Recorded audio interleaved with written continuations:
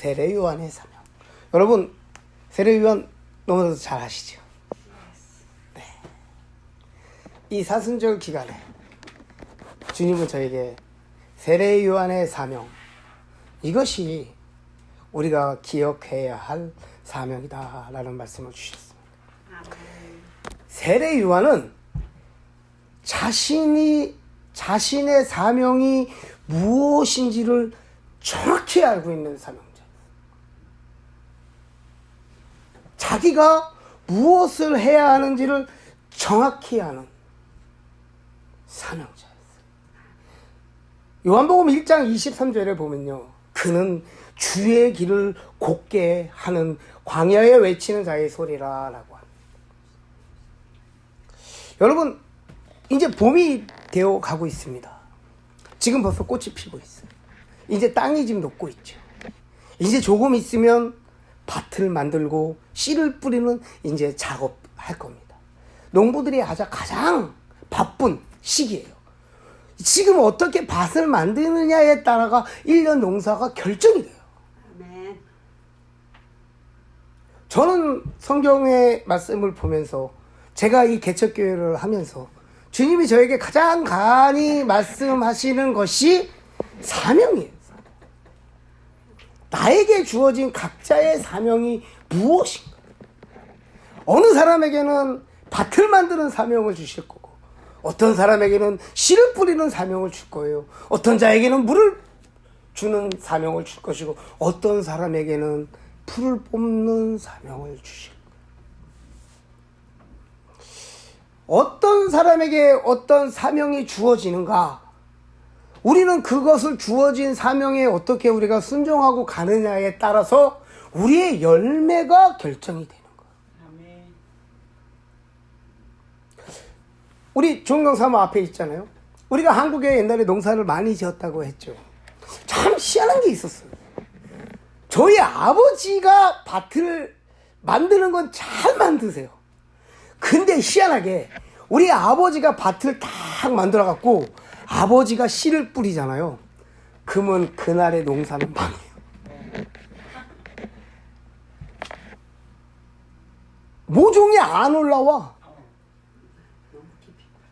그래갖고 항상 우리 집은요, 일이 분담이 있었어요.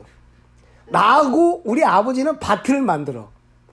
다 우리가 그냥 밭을 만들어 놓잖아요. 그러면 우리 아버지는 여보 나와봐, 나는 여보 나와봐 하면서 각자의 여보를 불러. 각자의 여보를 부르면 우리는 빠지면 각자의 여보가 시어머니하고 며느리가 마주보고 씨를 뿌려요. 근데요, 우리 어머니하고 우리 아내 종경 사모가 씨를 뿌리면요, 아니 우리랑 똑같이 뿌리는 것 같은데 너무 많이 나와서 그거를 솎아줘야 돼. 나는 그때 씨 뿌리는 자의 비율을 알게 됐어요. 누구에게나 다 똑같은 사명이 있는 게 아니야. 그 하나님이 주신 특별한 달란트가 있어요. 그래갖고 항상 우리는 밥만 만들고 빠지면 이제 각자 여보, 우리 어머니하고 며느리가 마주보고 씨를 뿌려. 이 논리가 교회의 논리여야 하는 거. 여러분, 왜 대형 교회하고 작은 교회하고 차이점이 어디에 있는지 여러분 아세요? 생각해 보셨어요? 우리가 대형 교회가 다 나쁘다고 하는 게 아니에요. 장점이 굉장히 많아요. 대형 교회가 한 발 한 발 올라가는 데에는요, 죽어주는 사람들이 있는 거예요. 어떤 사람은 밭을 만들어. 그 밭을 아주 잘 만들어요. 그리고요, 씨 뿌리는 자가 오면 그 밭을 만드는 자들은 빠져요. 그러면 누군가 와서 씨를 뿌려. 그리고 그 사람들이 빠지면 그것을 세우고 일으키는 자들이 또 와서 풀을, 거름을 주고 그거를 일으키는 거예요. 잘 봐보세요. 어느 장로님들의 헌신이 있었고 어느 권사님들의 헌신이 있었어요. 그 권사님들과 그 장로님들을 밟고 올라서서 씨를 뿌린 새로운 성도들이 있어. 개척 멤버들이 교회에 밭을 만들었다면 새로운 두 번째 온 파트가 씨를 뿌리는 거야. 그리고 그 사람들이 교회에 틀을 만들면 그다음 온 사람들이 거기에 각자의 달란트대로 곡식을 심고 해갖고 그것이 자라는 거예요. 그리고 뭐예요? 추수는 엉뚱한 사람들이 와서 추수를 하는 거예요. 이 원리가 큰 교회에 잘된 교회들에는 이 원리가 꼭 있어요. 근데 작은 교회에는 이 원리가 존재하지가 않아요. 그리고 깨지는 교회들의 100%는 밭을 만든 사람이 씨를 뿌리려고 해. 씨를 뿌려가지고 좀 사기 나는 것 같으니까 뭐예요? 그거를 거름을 주고 자기가 치우려고 해. 그리고 뭐예요? 이제는 추수까지 자기가 다 하려고 해. 그러면 뭐야? 분담이 안 되는 거야. 내가 다 해야 되는 거야, 내가 다. 그러면 어떤 열매를 맺는지 알아요, 여러분? 여러분 고추 농사 해봤죠? 고추가 주렁주렁 달렸는데 달린 상태에서 다 썩어 문드러지는 거예요. 고구마 줄기와 감자 줄기가 넝쿨이 무성한데 그거는 쑥 잡아 뽑으면 밑에 열매가 하나도 없는 거예요. 풍성한 줄기를 갖고 있는 것일수록 열매가 없다는 거 여러분 아세요? 이게 되는 교회와 안 되는 교회의 차이점. 우리 성도님들은요, 우리한테 어떤 사명이 주어졌는지 나는 모르겠어. 나도 우리 사모하고 항상 얘기하는 게 그거예요. 우리 사명이 여기까지다라고 하면 여기까지인 거야. 내가 이 교회를 세웠기 때문에 내가 주수까지 해야 돼 라고 욕심을 부리게 되면 그때는 우리의 열매가 썩게 되는 거고 우리의 밭에는 잡초가 무성하게 자라요. 이게 바로 밭에 씨 뿌리는 원리예요. 우리가 큰 교회에서 배울 건 배워야 돼요.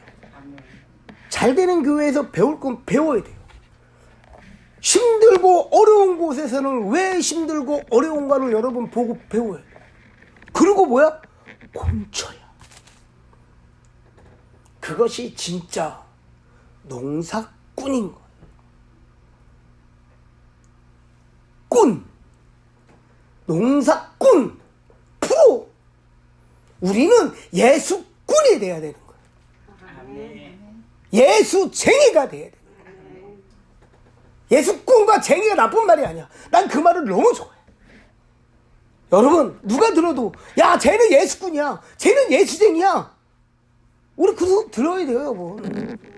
근데 요새는요 주변에서 예수꾼, 예수쟁이라는 소리가 안 나와. 여러분 그 소리 들어봤어요? 옛날에 많이 들었어. 근데 요새는 그 얘기를 안 해. 그만큼 뭐야?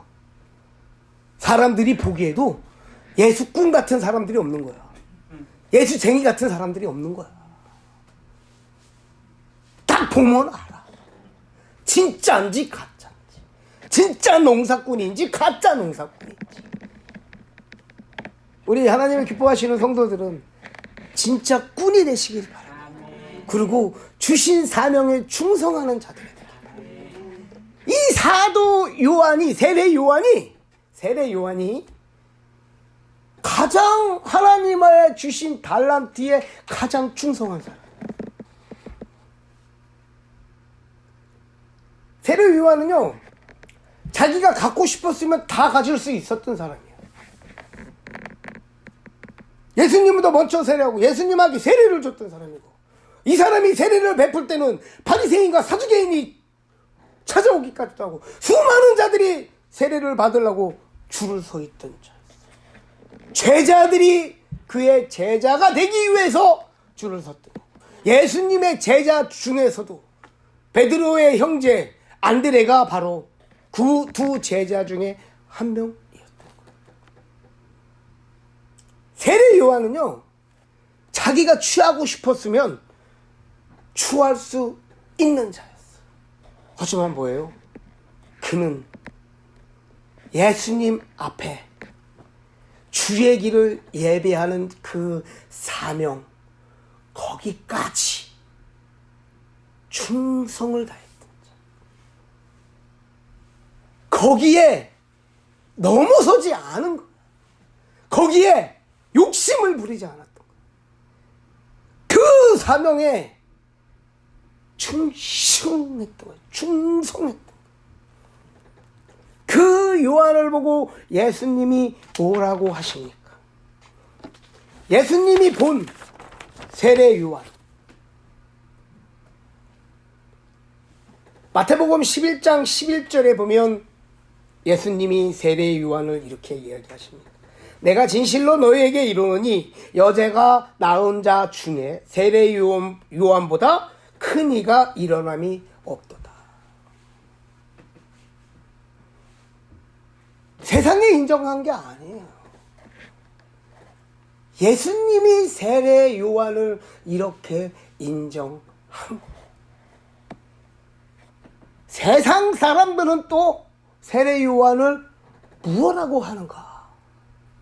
마태복음 16장 13절에 보면요, 예수님이 빌립보 가이사 지방의 제자들과 함께 가서 제자들에게 물어보십니다. 너희들은 나를 누구라고 하느냐? 세상 사람들은 인자를 누구라고 하느냐라고 합니다. 그때 제자들이 이런 얘기를 합니다. 14절에 이르되 더러는 세례 요한이요 더러는 엘리야, 어떤 이는 에레미야 선지자 중에 한 명이다라고 합니다. 세상 사람들도 세례 요한을 예수님과 같이 비유하는 거예요. 그만큼 세례 요한은요, 자기가 크고 싶었으면, 자기가 취하고 싶었으면 다 취할 수 있는 자리에 있던 사람이에요. 하지만 하나님이 주신 그 사명, 예수 그리스도가 오심을 예비하는 그 길의 사명에 충성을 다하고 그는 예수님의 오심, 예수님의 사역이 시작되기 전에 순교를 합니다. 그리고 이후에 예수님의 시대가 나타납니다. 그러면 세례 요한은 도대체 어떤 사람이었는가? 어떤 사람이었기에 그렇게 하나님의 말씀에 순종을 했고, 그렇게 욕심이 없었고, 자기를 죽여서, 자기를 내려놓고 예수님의 길을 예비한 자가 됐을까? 나를 밟고 쓰시옵소서. 교회에서도 내가 개척 멤버야. 내가 건금을 가장 많이 해. 난 그래도 어느 교회에서 장로하다가 온 사람이야. 내가 그래도 신학한 목사야. 나 총신 나왔어. 나 장신 나왔어. 그래서 어깨에 힘주는 것이 아니야. 내가 해야 할 역할이 기도면 기도, 섬김이면 섬김.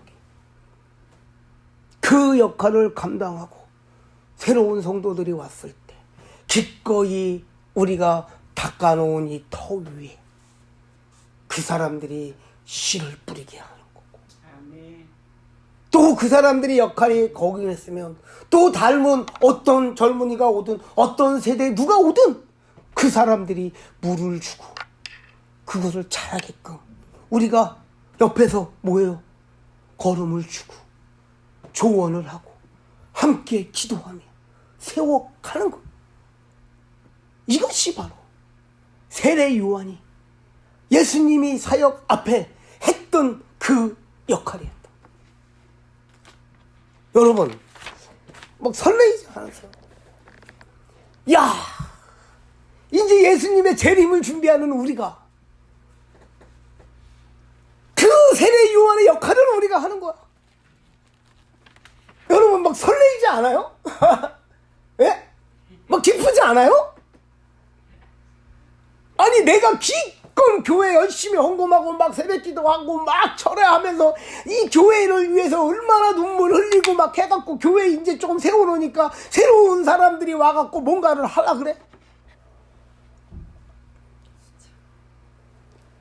거기에서 다 내려놓고 나가는 사람 밟고 쓰십시오 하는 사람이 얼마나 될 거야? 내가 오늘 수요 예배라 말씀을 짧게 해야 되는데 요거 한 가지 내가 얘기해. 하나님이 저에게 주신 은사 중에 뭐가 있냐면요, 교회에 대한 은사를 참 많이 주셨어요. 내가 교회를 놓고 엄청 기도를 많이 했거든요. 너무 아팠거든. 다른 교회 깨지면 막 대굴대굴 굴으면서. 그래서 하나님이 나한테 막 미리 막 주시는 게 좀 있었어요. 왜? 교회가 딱 일대 목사님이 세워갖고 딱 세워지잖아요. 그러면 후임 목사가 오잖아요. 근데 왜 두 패로 갈라지는지 아세요? 거의 다가 두 패로 갈라져요. 원로 목사파, 새로운 목사파. 새로운 목사님은 딱 왔는데 기존에 있는 성도들이 다 주인 노릇해. 그러니까 뭐예요? 새로운 사람들이 할 일이 없어. 그 사람들을 한 명 한 명 세우고, 그러면 막 이제 뭐 내 자리 뺏어간다, 내 뭐 뺏어가, 그러면서 작살나, 깨져요. 그게 뭔지 알아요? 세례 요한은 없고 다 예수님만 하려고 하기 때문인 거예요. 누군가는 세례 요한의 역할을 해야 하는데 다들 너무나도 잘나서 다 예수님이네. 다 예수님 역할만 하려고 그래. 누군가는 세례 요한의 역할을 해야 될 거 아니야. 근데 다 자기가 예수래. 다 예수 역할만 하려고 그러다 보니까 지들끼리 싸우는 거야. 지들끼리. 니는 가짜다, 너는 진짜다 하면서. 하나님의 역할의 사명의 감당을 하면요, 절대 깨지지 않아요, 여러분. 큰 교회가 괜히 큰 교회가 아니에요. 그 정도 클 정도면은요, 그런 고비가 수없이 있었어. 근데 그때마다 누군가가 세례 요한의 역할을 해줬기 때문에 그런 큰 교회가 세워질 수 있었던 거예요. 나는 그래서 우리 하나님이 기뻐하신 교회에서 사역하는 게 너무 행복해. 여러분 준비됐죠? 아멘. 예, 세례 요한 되실 준비됐죠? 세례 요한만큼만 써주셔도 할렐루야. 그쵸? 저도 그렇습니다. 저도 이 자리에 서 있지만 우리 아내하고 항상 얘기하는 게 그거예요. 잊지 말자. 하나님이 스탑! 너 거기까지야! 그러면 비련 없이 하나님 한 달만 더, 1년만 더. 아직 얘네들 군대 가잖아요. 군대. 병장들이 되면은 꼭 이제 병장들이 제대할 때 되면은 중대장하고 뭐를 하냐면요, 이제 마지막 간담회를 해요. 그러면 한마디씩 하라 그래요. 그러면 고참들이 뭐라고 하는지 아세요? 저희가 제대하면 이제 군대가 걱정됩니다. 자기들이 보기에는 저 2등병 1병들이 우리 군대를 끌고 가면 군대가 금방 망할 것 같은 거야. 절대 안 망해요, 여러분. 그 수많은 사람들이 제대했는데 그 2등병 1병 있다고 대한민국 군대가 망했습니까? 여러분들 직장에서 일해보잖아요. 기숙자 한 명 빠진다고 가게가 망합니까? 착각이에요, 착각. 다 자기가 예수님인 줄 아는 거야. 이 시대에 세례 요한의 역할을 하는 교회가 없어. 세례 요한을 하고자 하는 성도들이 안 보여. 그러다가 보니까 교회가 꾼이 없어. 꾼이. 예수꾼, 예수쟁이가 없는 거야.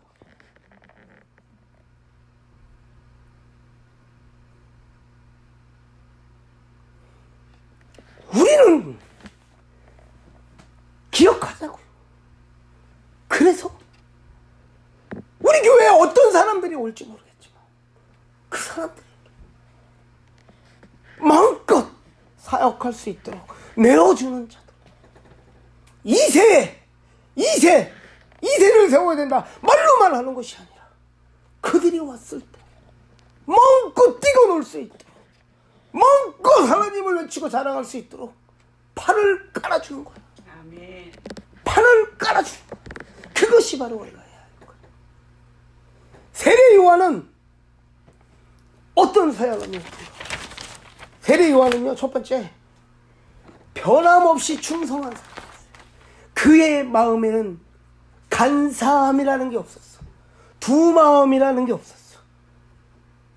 모세로부터 구약을 보면 많은 선지자들이 그 시대에 맞추어서 하나님은 선지자를 세워서 세상 가운데 외치게 하시고 그 사명을 감당하게 하셨습니다. 어떠한 선지자는 하나님 앞에 충성한 자들도 있었지만 어떤 자들은 변절한 자들도 있습니다. 말라기 선지자 이후에 400년 동안 암흑기라는 시대를 거칩니다. 그때는 하나님이 선지자 자체도 세우지 않았던 거예요.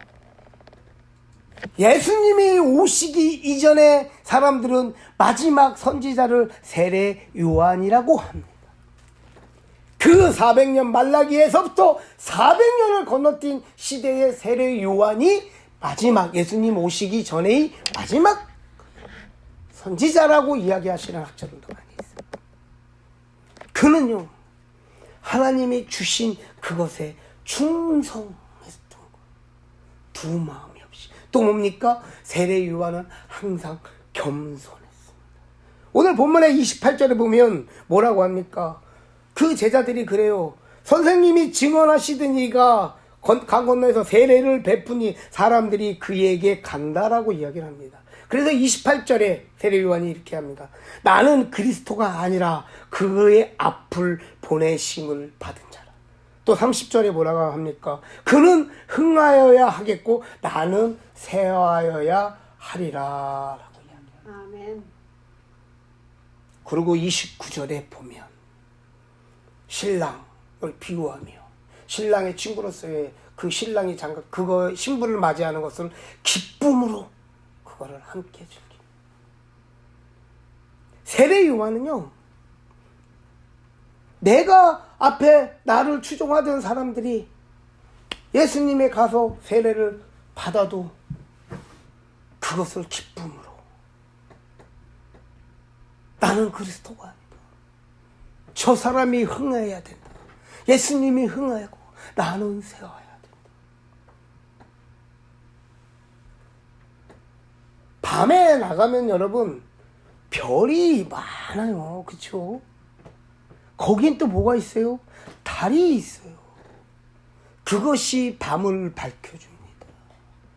아무리 큰 보름달이 떠서 그 밤을 밝혀도요, 해가 딱 뜨는 동시에 그 별과 달의 역할은 끝나는 거예요.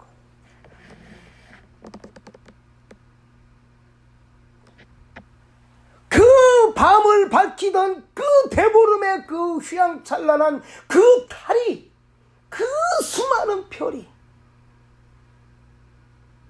해가 뜨는 순간 그의 사명은 끝나고 사라지는 거예요. 거기서 나는 못 가 하고 해하고 붙어서 싸우는 별, 달 보셨나요? 질서라는 거지. 세례 요한은 그 질서에 겸손하게 순종으로 나아간 사람입니다.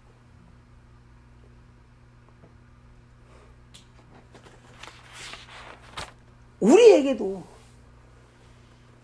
이런 마음을 가지고 있어요.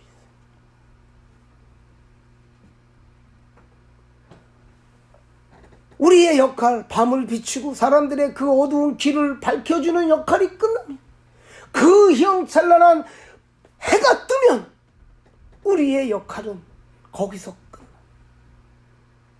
순종하고, 순리에 순종하고, 하나님의 말씀에 질서에 순종하고, 겸손으로 그거를 받아들이는 우리 한 사람 한 사람이 되길 소망합니다. 마지막으로 세 번째 세례 요한은 순종을 아낌없이 순종으로 그의 모든 것을 하나님 앞에 드렸다. 요한복음 1장 35절에서 42절을 보면은요, 36절, 예수께서 지나심을 보고 말하되 보라 하나님의 어린 양이로다 합니다. 37절에 요한의 두 제자가 따르거늘 그의 말을 듣고 예수를 따라갑니다. 40절 두 사람 중에 하나가 바로 시몬 베드로의 동생 안드레였습니다. 요한은 자신이 먼저 가지고 있던 기득권을 모두 내려놓습니다. 그리고 뭐예요? 자기가 양육했던 제자까지도 예수님에게 기꺼이 드리는 사람. 그가 세상 사람들에게 줄을 세우면서 세상 사람들에게 인정받았던 것을 다 예수님에게 드리는 자예요. 자기 것을 취하지 않았던 것. 내가 딴 거는 다 줘도 이것만큼은 못 줘. 내가 딴 거는 다 양보해도 이것만큼은 양보 못해. 이게 아닌 거예요. 내가 그 전에 다니던 교회에서 어떤 장로님이 계셨어요. 그 장로님이 이 말씀 들으면 안 되는데 그분이 교회를 열심히 섬겼어요. 그러다가 보니까 뭐예요? 교회 임원회장, 재정부장, 뭐 당회장, 그분이 갖고 있는 감투가 한 5가지 됐던 것 같아. 새로운 사람들이 오게 된 거예요. 어느 날 그분이 저하고 이야기를 하는데 그러는 거예요. 내가 가지고 있는 거를 하나하나 내려놓을 때마다 자식 하나를 잃어버리는 것 같아. 미쳐버리는 거죠. 자기가 가지고 있는 그 감투로 하나하나 내려놓을 때마다 자식을 하나 잃어버리는 것만큼 마음이 아프다는 거예요. 그래서 교회에서 각종 사역을 하다가 중직을 맡고 있다가 새로운 사람이 와갖고 중직이 안 되거나 그러면 많은 사람들이 교회를 떠나요.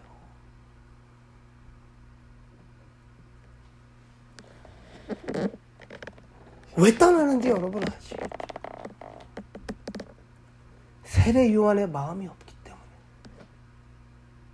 세례 요한같이 마음껏 하나님 앞에 드리고 다 드리는 자가 그런 섬김의 마음이 없었기 때문에. 뭔가 자기가 자기 걸 갖고 싶었기 때문에. 챙기고 싶었기 때문에. 이것만큼은 안 돼. 이것만큼은 안 돼. 우리들의 마음속에도 그런 마음이 있을 줄 몰라요, 여러분. 지금은 우리 교회가 몇 명 없으니까 여러분 나 괜찮아 할 수 있겠지만 부흥해갖고 예를 들어 큰 데로 가고 막 이러면서 사람도 많아지면 우리 마음속에 그런 마음 생길 줄 몰라. 우리 예배 끝나고 우리 각서라도 쓸까 우리? 우리는 절대 그러지 맙시다라고. 제발 가져갔으면 좋겠어. 내가 여러분 이사간 모습이 보이면 오늘 설교한 얘기를 꼭 저에게 해주십시오. 아멘. 세례 요한의 마음을 잊지 마십시오. 우리는 지금 사순절 기간을 보내고 있습니다. 우리는 예수님의 고난을 이야기하고 있고 좀 더 겸손하자, 회개하자. 그러면서 우리는 경건의 생활을 하려고 노력들을 하고 있는 기간에 그 한복판에 우리는 지나고 있어요. 저는 오늘 3일 우리 수요 예배의 말씀을 준비하며 과연 우리는 어떤 믿음의 소유자들이 되어야 할까? 어떤 믿음으로 우리는 예수 그리스도의 제자의 삶을 살아야 하고 어떤 마음으로 예수 그리스도가 저희들을 위하여 십자가에 못 박히신 그 헌신에 섬김에 아낌없이 마지막 피 한 번 물 한 방울까지 주신 그 예수 그리스도의 구원의 역사 어떻게 우리가 어떤 마음으로 따라갈 수 있는 것인가? 그렇게 하나님의 구할 때 저에게 세례 요한의 말씀을 주십니다. 여러분, 예수님은 한 분이십니다. 우리는 불교를 믿는 사람들이 아니에요. 불교는요, 내가 열심히 빌고 수양하고 하면 부처가 될 수 있다고라는 이야기를 하는 곳이 그곳인 거. 우리가 아무리 기도를 하고 금식을 하고 방언을 하고 예언을 하고 환자를 살려도 아무리 수십만 명 되는 교회를 해도요, 우리는 절대 예수님이 될 수 없어요, 여러분. 우리는 예수님이 가는 그 길을 따라가려고 죽도록 노력하는 자들입니다. 우리는 어떤 자들이 되어야 돼요? 세례요한 같은 자들이 되어야 돼요. 하나님의 길을 예비하는 자, 예수님이 다시 오심을 예비하는 자, 충성으로 겸손으로 아낌없이 내어드리는 순종으로 하나님이 보시기에, 예수님이 보시기에 합한 자요, 늘 하나님 앞에 예수님보다 앞서가는 자들이 아니라 하나님보다 위에 있는 자들이 아니라 하나님 뒤에서 하나님의 길을 곱게 예비하는 우리 하나님의 기뻐하시는 성도요, 우리 하나님이 기뻐하시는 교회가 될 것을 저는 믿습니다. 아멘. 우리 하나님의 기뻐하시는 교회는 예수꾼, 전도꾼, 예수쟁이 이런 자들이 모여서 누가 봐도 저 교회 가면 예수꾼들만 있어, 예수쟁이들만 있어, 저기 가면 충성이 있어, 겸손이 있어, 순종이 있어라는 소리를 듣고 우리가 주어진 그 사명에 충성을 다하는 우리 하나님이 기뻐하시는 성도들이 되길 소망합니다. 아멘.